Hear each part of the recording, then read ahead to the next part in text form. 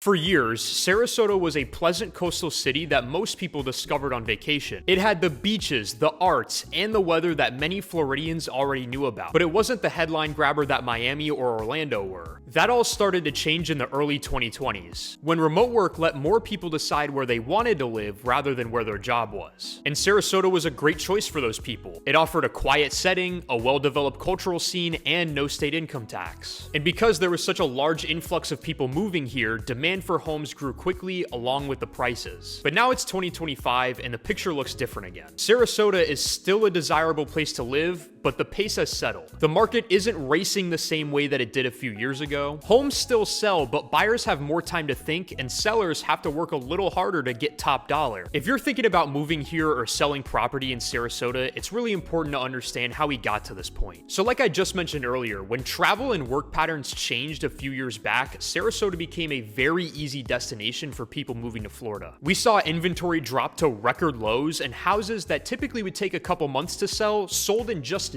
days. Bidding wars were common and many buyers would waive inspection periods just to compete. But those days are long gone. Higher interest rates, an increase in inventory, and more cautious buyers have brought stability to the market. Prices here still remain above the pre-boom levels, but houses aren't selling overnight. It's now behaving like a typical coastal market with steady demand. So now that you understand a little bit of what the market is like here, I want to talk about what each area here has to offer. Because Sarasota is not just one uniform community, and each area has a different set of pros and cons. If you look in downtown Sarasota, you're going to see a lot of walkable streets, really close by restaurants, theaters, and galleries. It's a really good place for people who are looking for more of a downtown vibe and they want to be in the heart of it all. Plus, there's a lot of cool events and activities that go on there all the time. Then there's Siesta Key, which is consistently ranked amongst the best beaches in the United States. Residents there enjoy a true island lifestyle. Morning walks on the beach, great boating, and sunsets that feel like a daily event. The island also offers excellent dining and shopping, and for investors, it offers a great opportunity for short-term and vacation rentals. Then a little north up the highway, you'll find Lakewood Ranch. This is a large, carefully planned community east of the city that continues to grow because of new construction, parks, and great schools that attract families. These communities offer a wide range of different price points and typically have very great amenities. I would say if you're looking to move here with a family, Lakewood Ranch is the #1 place that I would look. Another place to consider is Palmer Ranch. It's a little quieter and more established, and it also offers convenient access to shopping and the Legacy Trail if you're into cycling. It really provides a balance of privacy and proximity to the beach. And then a little south of Sarasota, we have Venice. Venice retains a very small town coastal feel, with a charming downtown, wide beaches, and a much slower pace than Sarasota. And because of that, it's a great place for retirees. If you want golf views and a strong sense of community without the kind of busyness that Sarasota has, I would definitely recommend looking at Venice. And then we can't forget about Northport. Northport is a little bit more inland from the coast, but it offers more space for your money. And it also has a growing selection of new construction. The inventory there is pretty high due to all the development, so if you're a first-time home buyer or you're moving to Florida and you don't really want to pay top dollar for other coastal cities, I'd say that Northport is a great option for you. Having such a diverse option when it comes to communities here in Sarasota is a big reason why many people look to move here every year. But while all these cities are great and all have unique positives to living in them, living near the Gulf, of course, brings other challenges. Flood insurance is a key cost that sometimes you have to keep an eye on, and it can vary sharply depending on a property's elevation. And if you're looking to live here full-time, it will get busier in the colder months due to snowbirds. So if you're planning to buy, try to visit more than once. Walk the neighborhood in the morning and again at night to understand the daily patterns. This will help give you an idea of what that neighborhood's vibe is really like. Also, make sure to budget beyond just the purchase price. Take into consideration HOA fees, insurance, and the cost of upkeep.